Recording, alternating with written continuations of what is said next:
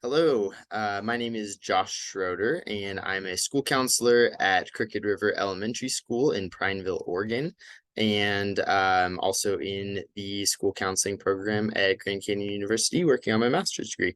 This is a little video on dispositions of school counselors, and just wanted to share some thoughts. Um, so I think when I think about school counseling, some of the most important qualities that come to mind have to do with ideas around empathy, compassion, respect, professionalism, curiosity, and reflection.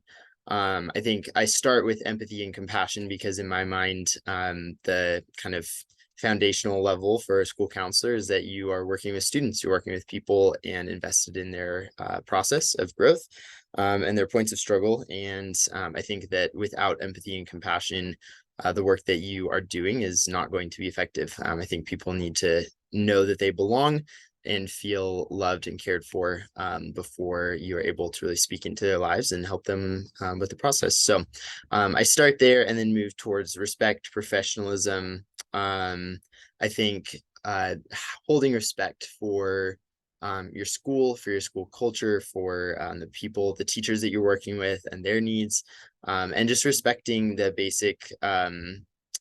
people that you are working with, the students, and understanding their diversity, understanding their needs, recognizing that students are each unique, and that is a beautiful thing that is very important. And I think holding respect for students where they are is very important within our process as school counselors. And then finally, the curiosity and reflection.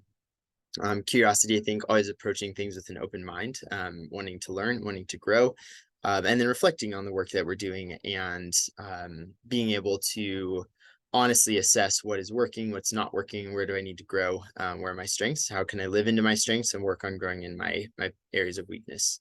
I think for me personally, the empathy and kindness and safe space kind of stand out as dispositions that I hold that I think will be big assets for me. I've often had feedback in working in youth mental health from supervisors, from clients, and also just from friends and family members as well. That I create a very safe space for people and a place where people feel like they can belong. And so I think that's a big asset and like one of the primary points of my disposition that I think will make a big difference for the way that I engage with students. So I think I reflect other dispositions as well, but that those dispositions of empathy and kindness and creating a safe space stand out as some of the primary ones that I hold and am looking to use within my counseling profession. Um, how do my dispositions demonstrate my ability to understand other cultures, genders, etc.?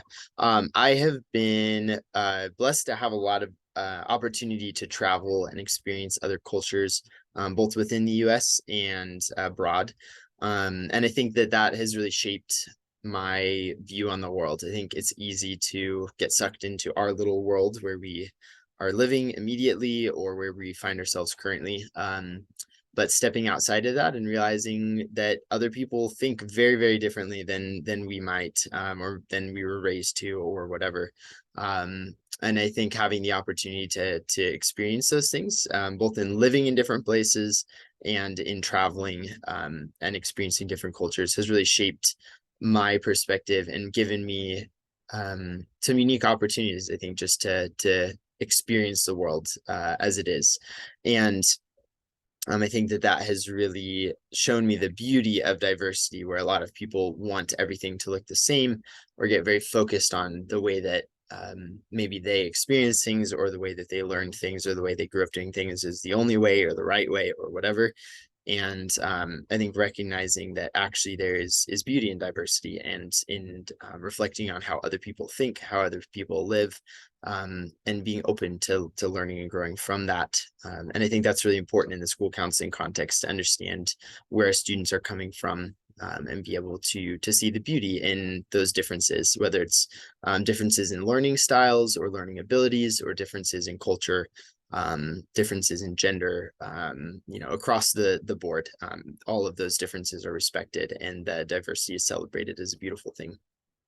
Um, I think the disposition that I probably will most need to grow in is the reflection piece. As much as I love reflecting in my own life and recognizing areas where I need to grow, I think that the data analysis and the research that's required to do proper reflection in the school counseling context is something that is not a natural gift or bent of mine.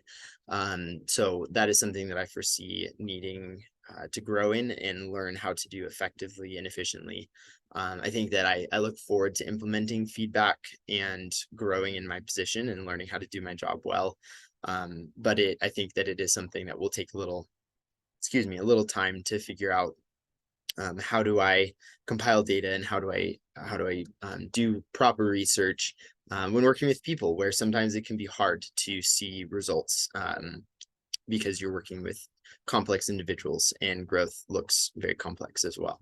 But that's something that I'm excited to learn and grow in and figure out how to do much better. And then finally, how do I anticipate using feedback to adjust dispositions and teaching practices? I think I already said this, but I very much have a growth mindset in everything that I do.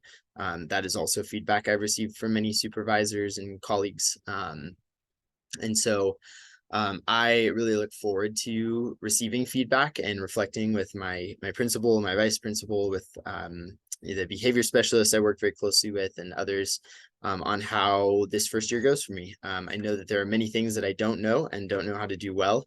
And so I'm excited to have that feedback and be able to implement it into the following years so that I can learn and grow. I think the biggest thing for me will be holding the ethics of school counseling alongside my particular school culture and the expectations that the people I work with hold.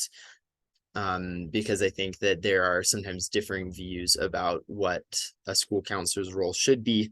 And I want to be ethically minded to not just get sucked into what maybe my principal or somebody else in the school thinks I should be doing, but actually be held to the standards, ethical standards of a school counselor, but obviously also wanting to reflect my school culture as well. So learning to hold that balance. I'm very excited to implement feedback and figure out how to do my job better. So thank you for listening to me share my thoughts, and I'm grateful to be able to reflect on some of these things with you all.